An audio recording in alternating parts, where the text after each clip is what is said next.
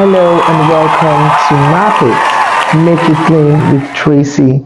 This is yet another edition, another September edition of Make It Plain with Tracy. We're discussing life's principles, concepts, ideas, ideologies, and so on and so forth. So whatever it is, just bring it on. So we're talking about attitude in the month of September, and we started off last week and we talked about attitude. We shared characters in the Bible who exuded very positive and encouraging attitudes at different times. Looking at Isaac and the digging of wells, he dug wells, it was covered up. He dug wells, it got covered up, but he was optimistic, he was determined, he didn't give up. We looked at the story of Naomi and Ruth. Ruth, after even her husband died, she followed her mother-in-law and she said, wherever you go, I will go, your people will be my people, your God will be my God, and so on and so forth. And that actually portrayed a very positive attitude even amidst adversity. We also touched on the story of Daniel, who purposed in his heart not to defy himself with the king's portion. So that spoke about purposefulness, determination, and also we looked at I think the story of Job, who faced adversity, faced challenges. It was so bad, and even his wife said, hey, why don't you just curse God and die? But he still had a positive attitude. He was hopeful. We also looked at the sick man who was by the pool of Bethesda for 38 years. Reality, 38 years is no joke, but in spite of that length of time, he was positive, he was hopeful. He had the hope that someday it will be his turn to jump into the pool, to be the first to jump into the pool of Bethesda to get his healing. So those examples really showed positive attitudes that some Bible characters displayed.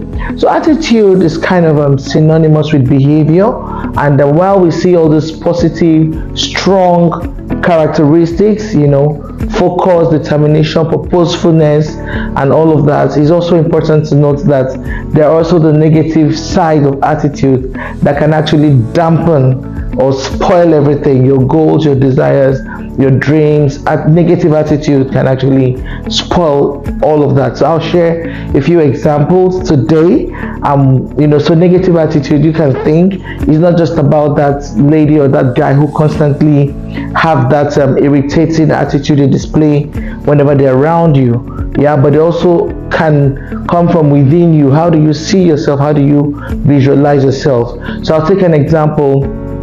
In the Bible, when the people of Israel, while they looked forward to going to the promised land, Moses at some point sent out 12 spies and said to them to step out there to the Canaan city, check out things for themselves and bring back news to say, let's have a feel of what the promised land looks like. And then these Israelite spies went there, and by the time they went into Canaan, they looked around and they were shivering, they felt humiliated, they felt intimidated. That's the word, intimidated. And the story has it that they began to feel like grasshoppers when they saw the Canaanites, giants, big, huge, and then again, that mentality of where we're coming from places, Egypt, where we stayed in tents, and then this is Canaan, and then they have very tall wall fences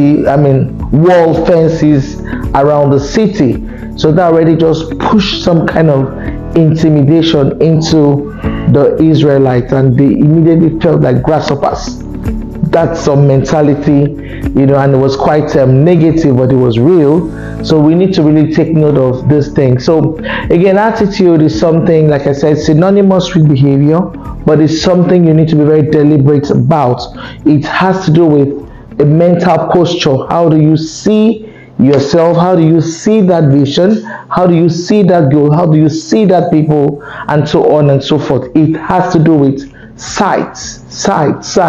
So vision, sight actually gives a mental picture of how you see something, and it now exudes or pushes out that reaction or action that you would typically give off, towards something or a person or a goal, or even yourself.